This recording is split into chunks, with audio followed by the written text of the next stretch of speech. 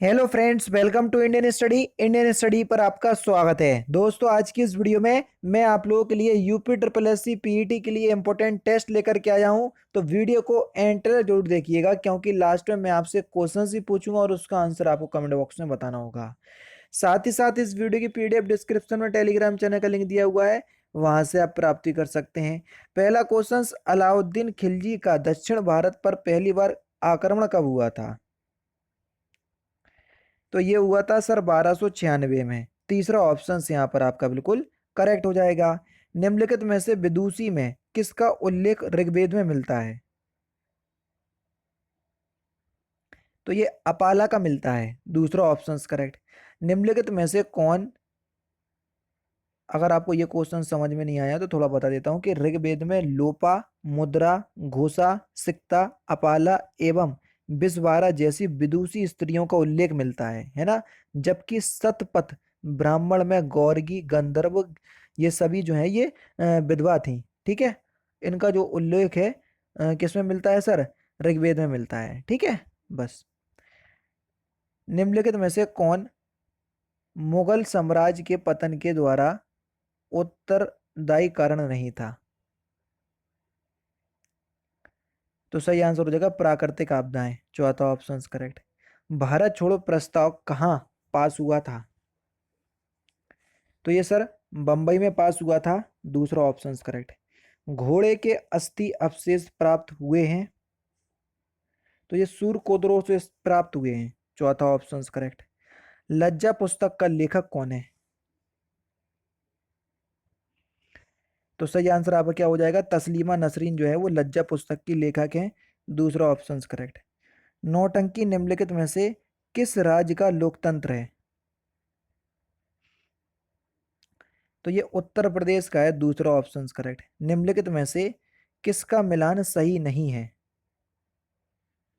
विश्व अक्षम लोगो दिवस, ये आपका 3 दिसंबर बिल्कुल ठीक है। सशस्त्र सेना झंडा दिवस 8 दिसंबर, बस यही गलत है, क्योंकि सशस्त्र सेना झंडा दिवस जो है ये 7 दिसंबर को मनाया जाता है। दूसरा ही ऑप्शन जो है वो गलत है। नेक्स्ट क्वेश्चन, तारे का रंग किस पर निर्भर करता है? तो तारे का रंग उसके तापमान पर निर्भर करता है सर। पहला ही ऑप्शन यहाँ पर आपका बिल्कुल करेक्ट होगा। अभिव्यक्ति ग्राम सभा सही रूप से निरूपित करती है? तो ये पंचायत के लिए निर्वाचक मंडल को। तीसरा ऑप्शन करेक्ट। संयुक्त राष्ट्र की तरफ से जारी एक रिपोर्ट के अनुसार आपदाओं से सबसे ज्यादा प्रभावित होने वाला देश भारत में निम्नलिखित में से कौन सा है, या भारत निम्न में से किस स्थान पर है आपदाओं से प्रभावित होने वाले देशों की श्रेणी में? तो सही आंसर आपका क्या हो जाएगा? तीसरा ही ऑप्शन यहाँ पर आपका बिल्कुल क्या हो जाएगा सर? करेक्ट हो जाएगा। ठीक है, आपदाओं से प्रभावित होने वाले देशों की श्रेणी में भारत का स्थान तीसरा है। ठीक है, पहले पे चीन है, दूसरे पे अमेरिका है, उसके बाद भारत है। हाल ही में किस राज्य सरकार ने सरकारी नौकरियों में 33% महिला आरक्षण को मंजूरी दी है? तो सही आंसर हो जाएगा पंजाब सरकार। नीति आयोग की स्थापना कब हुई थी? तो ये 1 जनवरी 2015 को हुई थी। पहला ऑप्शन करेक्ट। पूना समझौते पर हस्ताक्षर किसने किए थे? अंबेडकर ने किए थे सर। दूसरा ऑप्शन करेक्ट। राष्ट्रीय पादप अनुवांशिक संस्थान वीरो निम्नलिखित में से किस शहर में स्थित है? तो यह नई दिल्ली में स्थित है सर। तीसरा ऑप्शन करेक्ट। निम्नलिखित में से किस शब्द में स्वर संधि है? तो स्वर संधि किस में है? भानुदय, भानु प्लस उदय, स्वर संधि में दीर्घ संधि होगी इसमें, है ना। तो तीसरा ऑप्शन करेक्ट। जिनका संबंध अध्यात्म से है, वाक्यांशों के लिए एक शब्द क्या होगा? जिनका संबंध अध्यात्म से है उनको हम क्या बोलेंगे? तो उनको हम आध्यात्मिक बोलेंगे सर। पहला ऑप्शन करेक्ट। निम्नलिखित में से वह राज्य कौन सा है जिसकी सीमा म्यांमार से नहीं लगती? तो सही आंसर आपका क्या हो जाएगा सर? असम। असम की सीमा जो है ये म्यांमार से नहीं लगती। पहला ही ऑप्शन करेक्ट। नेक्स्ट क्वेश्चन, युद्ध सेवा मेडल पाने वाली पहली महिला निम्नलिखित में से कौन बन गई है? तो युद्ध सेवा मेडल पाने वाली पहली महिला कौन बन गई है?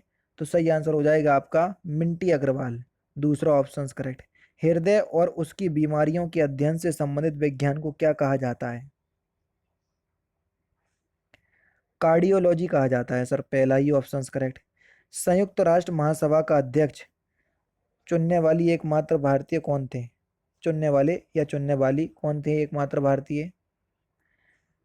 तो सही आंसर आपका क्या होगा सर? विजय लक्ष्मी पंडित, पहला ऑप्शन करेक्ट। निम्नलिखित में से किस शासक के काल में तृतीय बौद्ध संगीति का आयोजन किया गया था? तो सही आंसर हो जाएगा सर अशोक, दूसरा ऑप्शन करेक्ट। हार्मोन के रूप में कार्य करने वाले प्रोटीन का उदाहरण बताइए। तो हार्मोन के रूप में कार्य करने वाले प्रोटीन का नाम है ऑक्सीटोसिन, दूसरा ऑप्शन करेक्ट। निम्नलिखित में से किसको मार्स गैस कहा जाता है? Simple questions. तो मीथेन, उसका फॉर्मूला पता होना चाहिए, CH4, दूसरा ऑप्शन करेक्ट।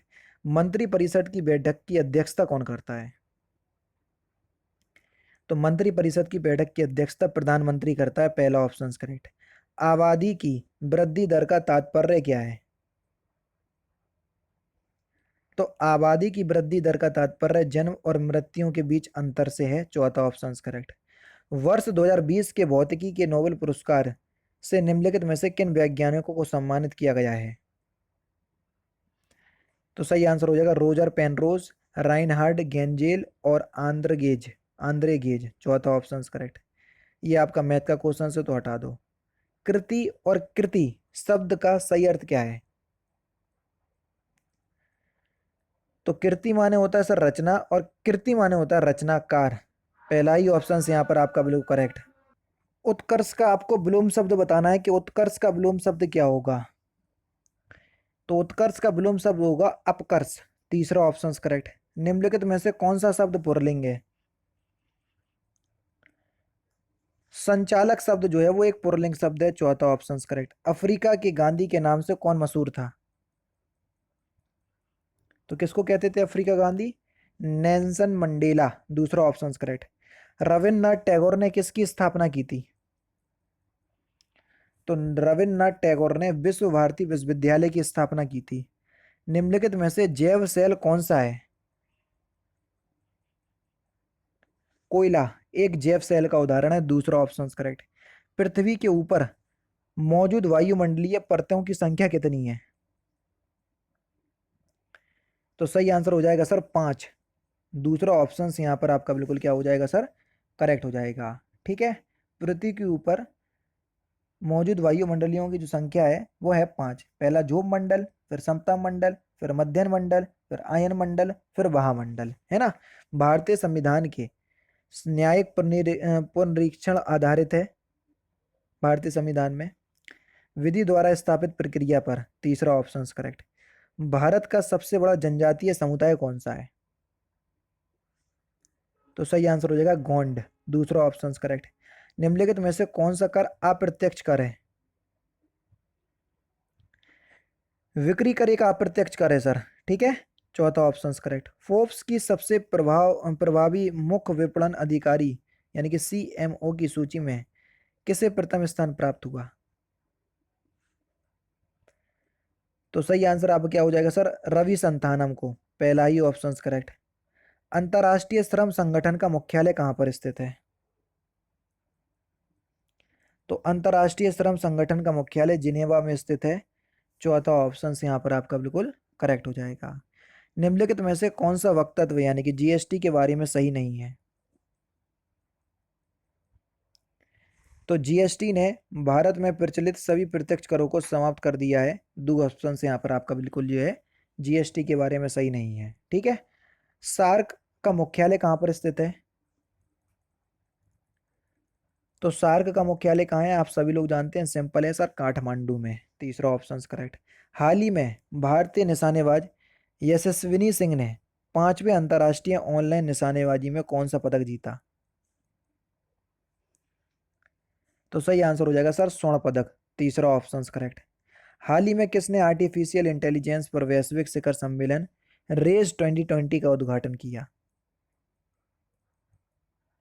तो ये किसने किया? तो सही आंसर हो जाएगा प्रधानमंत्री नरेंद्र मोदी, दूसरा ऑप्शन करेक्ट। निम्नलिखित में से कौन सा विश्व बैंक का कार्य नहीं है? सिंपल क्वेश्चंस और इंपॉर्टेंट भी है।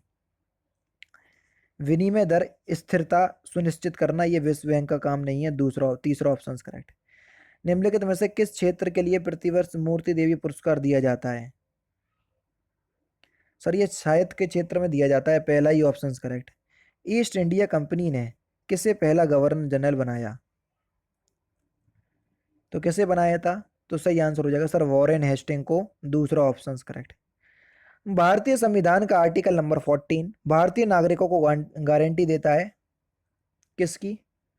कानून के सामने समानता और कानून की समान सुरक्षा की, यानी कि इस क्वेश्चन का चौथा ऑप्शन करेक्ट। नेक्स्ट क्वेश्चन, भारतीय संविधान के निम्नलिखित में से किस भाग में सामाजिक एवं आर्थिक लोकतंत्र को सुनिश्चित किया गया है? तो किस भाग में किया गया है? तो सही आंसर हो जाएगा सर राज्य के नीति निर्देशक सिद्धांत, तीसरा ऑप्शन करेक्ट। चलिए बांध दिए हैं और नदी का नाम दिया है और लास्ट क्वेश्चन से, तो फिर इस क्वेश्चन का आंसर आप लोग खुद ही बताओगे, है ना?